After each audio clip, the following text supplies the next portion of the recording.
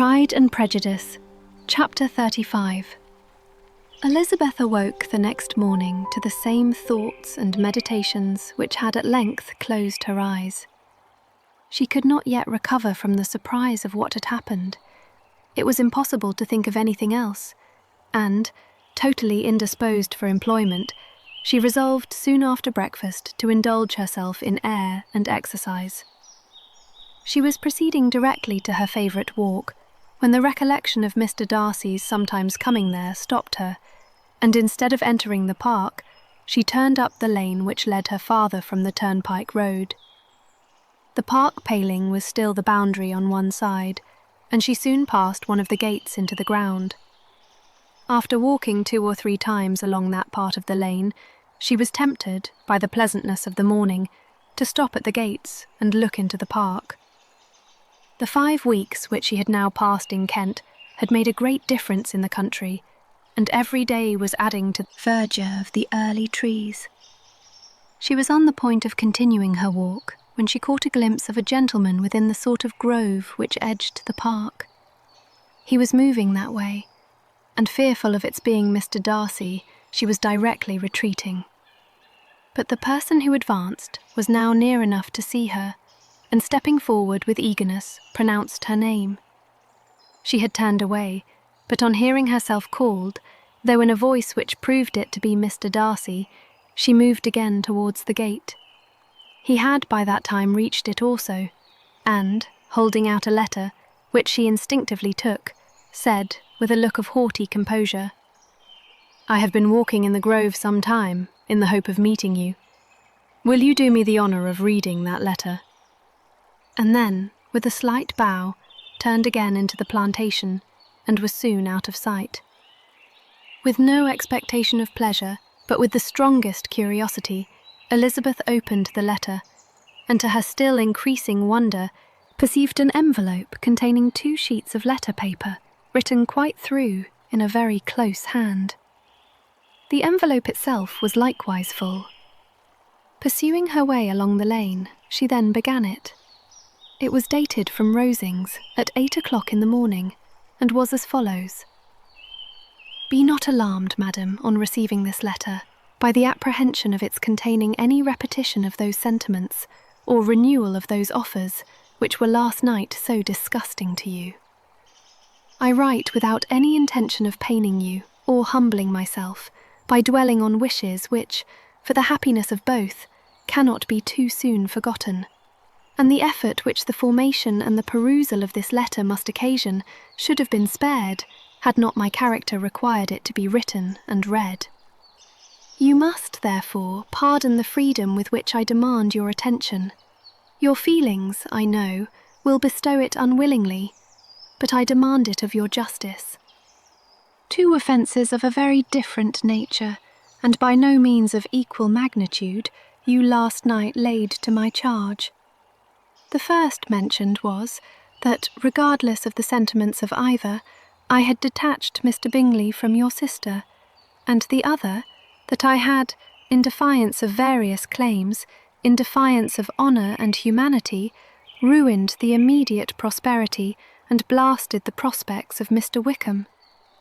Wilfully and wantonly to have thrown off the companion of my youth, the acknowledged favourite of my father, a young man who had scarcely any other dependence than on our patronage, and who had been brought up to expect its exertion, would be a depravity to which the separation of 2 young persons whose affection could be the growth of only a few weeks could bear no comparison.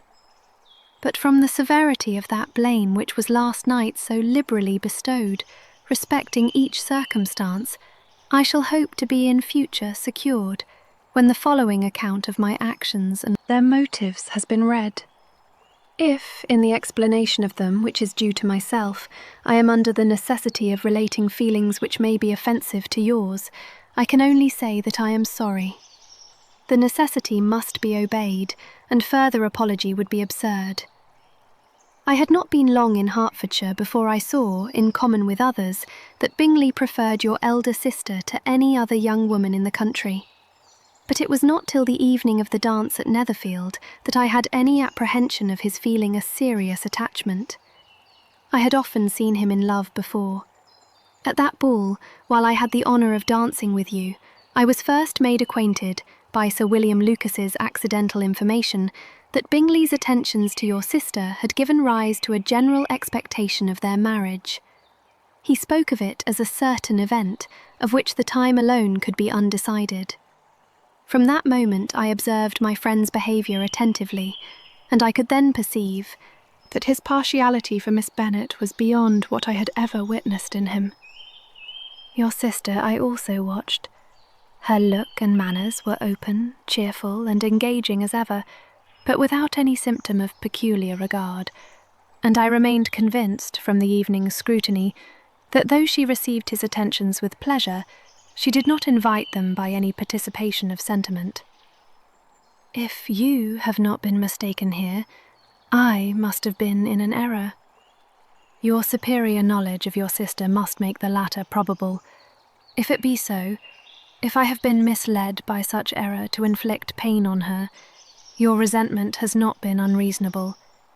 But I shall not scruple to assert that the serenity of your sister's countenance and air was such as might have given the most acute observer a conviction that, however amiable her temper, her heart was not likely to be easily touched.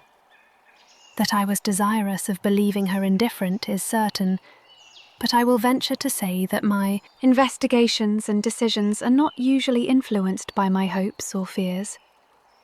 I did not believe her to be indifferent because I wished it. I believed it on impartial conviction, as truly as I wished it in reason. My objections to the marriage were not merely those which I last night acknowledged to have required the utmost force of passion to put aside in my own case. The want of connection could not be so great an evil to my friend as to me. But there were other causes of repugnance, causes which, though still existing, and existing to an equal degree in both instances, I had myself endeavoured to forget, because they were not immediately before me. These causes must be stated, though briefly. The situation of your mother's family, though objectionable, was nothing in comparison of that total want of propriety so frequently, so almost uniformly betrayed by herself, by your 3 younger sisters, and occasionally even by your father. Pardon me, it pains me to offend you, but amidst your concern for the defects of your nearest relations, and your displeasure at this representation of them, let it give you consolation to consider that to have conducted yourselves so as to avoid any share of the like censure is praise no less generally bestowed on you and your eldest sister than it is honourable to the sense and disposition of both. I will only say, farther, that from what passed that evening, my opinion of all parties was confirmed, and every inducement heightened, which could have led me before to preserve my friend from what I esteemed a most unhappy connection. He left Netherfield for London on the day following, as you, I am certain, remember, with the design of soon returning. The part which I acted is now to be explained. His sister's uneasiness had been equally excited with my own. Our coincidence of feeling was soon discovered, and, alike sensible that no time was to be lost in detaching their brother, we shortly resolved on joining him directly in London. We accordingly went, and there I readily engaged in the office of pointing out to my friend the certain evils of such a choice. I described and enforced them earnestly, but however this remonstrance might have staggered or delayed his determination, I do not suppose that it would ultimately have prevented the marriage, had it not been seconded by the assurance, which I hesitated not in giving, of your sister's indifference. He had before believed her to return his affection with sincere, if not with equal, regard. But Bingley has great natural modesty, with a stronger dependence on my judgment than on his own. To convince him, therefore, that he had deceived himself was no very difficult point. To persuade him against returning into Hertfordshire, when that conviction had been given, was scarcely the work of a moment. I cannot blame myself for having done thus much. There is but one part of my conduct in the whole affair on which I do not reflect with satisfaction. It is that I condescended to adopt the measures of art so far as to conceal from him your sister's being in town. I knew it myself, as it was known to Miss Bingley, but her brother is even yet ignorant of it. That they might have met without ill consequence is, perhaps, probable, but his regard did not appear to me enough extinguished for him to see her without some danger. Perhaps this concealment, this disguise, was beneath me. It is done, however, and it was done for the best. On this subject I have nothing more to say, no other apology to offer. If I have wounded your sister's feelings, it was unknowingly done, and though the motives which governed me may to you very naturally appear insufficient, I have not yet learnt to condemn them. With respect to that other, more weighty accusation of having injured Mr. Wickham, I can only refute it by laying before you the whole of his connection with my family. Of what he has particularly accused me I am ignorant, but of the truth of what I shall relate, I can summon more than one witness of undoubted veracity.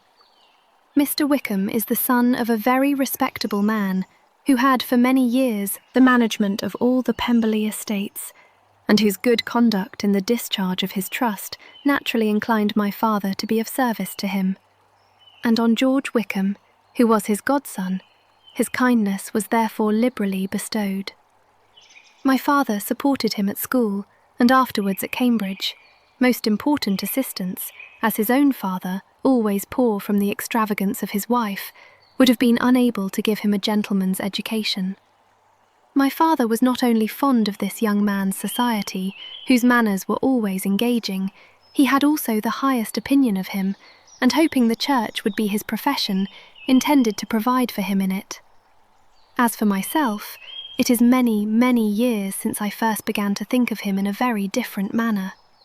The vicious propensities, the want of principle which he was careful to guard from the knowledge of his best friend, could not escape the observation of a young man of nearly the same age with himself, and who had opportunities of seeing him in unguarded moments, which Mr. Darcy could not have. Here again I shall give you pain, to what degree you only can tell. But whatever may be the sentiments which Mr. Wickham has created, a suspicion of their nature shall not prevent me from unfolding his real character. It adds even another motive. My excellent father died about 5 years ago, and his attachment to Mr. Wickham was to the last so steady that in his will he particularly recommended it to me to promote his advancement in the best manner that his profession might allow, and if he took orders, desired that a valuable family living might be his as soon as it became vacant. There was also a legacy of £1,000. His own father did not long survive mine, and within half a year from these events, Mr. Wickham wrote to inform me that, having finally resolved against taking orders, he hoped I should not think it unreasonable for him to expect some more immediate, pecuniary advantage, in lieu of the preferment, by which he could not be benefited. He had some intention, he added, of studying the law, and I must be aware that the interest of £1,000 would be a very insufficient support therein. I rather wished than believed him to be sincere, but, at any rate, was perfectly ready to accede to his proposal. I knew that Mr. Wickham ought not to be a clergyman. The business was therefore soon settled. He resigned all claim to assistance in the church, were it possible that he could ever be in a situation to receive it, and accepted, in return, £3,000. All connection between us seemed now dissolved. I thought too ill of him to invite him to Pemberley, or admit his society in town. In town, I believe, he chiefly lived, but his studying the law was a mere pretence, and being now free from all restraint, his life was a life of idleness and dissipation. For about 3 years I heard little of him, but on the decease of the incumbent of the living which had been designed for him, he applied to me again by letter for the presentation. His circumstances, he assured me, and I had no difficulty in believing it, were exceedingly bad. He had found the law a most unprofitable study, and was now absolutely resolved on being ordained if I would present him to the living in question, of which he trusted there could be little doubt, as he was well assured that I had no other person to provide for, and I could not have forgotten my revered father's intentions. He will hardly blame me for refusing to comply with this entreaty, or for resisting every repetition of it. His resentment was in proportion to the distress of his circumstances, and he was doubtless as violent in his abuse of me to others as in his reproaches to myself. After this period, every appearance of acquaintance was dropped. How he lived, I know not. But last summer he was again most painfully obtruded on my notice. I must now mention a circumstance which I would wish to forget myself, and which no obligation less than the present should induce me to unfold to any human being. Having said thus much, I feel no doubt of your secrecy. My sister, who is more than 10 years my junior, was left to the guardianship of my mother's nephew, Colonel Fitzwilliam, and myself. About a year ago she was taken from school, and an establishment formed for her in London, and last summer she went with the lady who presided over it to Ramsgate, and thither also went Mr. Wickham, undoubtedly by design, for there proved to have been a prior acquaintance between him and Mrs. Young, in whose character we were most unhappily deceived, and by her connivance and aid, he so far recommended himself to Georgiana, whose affectionate heart retained a strong impression of his kindness to her as a child, that she was persuaded to believe herself in love, and to consent to an elopement. She was then but 15, which must be her excuse, and after stating her imprudence, I am happy to add that I owed the knowledge of it to herself. I joined them unexpectedly a day or two before the intended elopement, and then Georgiana, unable to support the idea of grieving and offending a brother whom she almost looked up to as a father, acknowledged the whole to me. You may imagine what I felt and how I acted. Regard for my sister's credit and feelings prevented any public exposure, but I wrote to Mr. Wickham, who left the place immediately, and Mrs. Young was of course removed from her charge. Mr. Wickham's chief object was unquestionably my sister's fortune, which is £30,000, but I cannot help supposing that the hope of revenging himself on me was a strong inducement. His revenge would have been complete indeed. This, madam, is a faithful narrative of every event in which we have been concerned together, and if you do not absolutely reject it as false, you will, I hope, acquit me henceforth of cruelty towards Mr. Wickham. I know not in what manner, under what form of falsehood he has imposed on you, but his success is not perhaps to be wondered at, ignorant as you previously were of everything concerning either. Detection could not be in your power, and suspicion certainly not in your inclination. You may possibly wonder why all this was not told you last night, but I was not then master enough of myself to know what could or ought to be revealed. For the truth of everything here related, I can appeal more particularly to the testimony of Colonel Fitzwilliam, who, from our near relationship and constant intimacy, and still more as one of the executors of my father's will, has been unavoidably acquainted with every particular of these transactions. If your abhorrence of me should make my assertions valueless, you cannot be prevented by the same cause from confiding in my cousin, and that there may be the possibility of consulting him. I shall endeavour to find some opportunity of putting this letter in your hands in the course of the morning. I will only add, God bless you. Fitzwilliam Darcy. Hi, Kate here. What was your favourite part from this chapter? Leave us a comment below. If you liked this video, feel free to like and subscribe to my channel.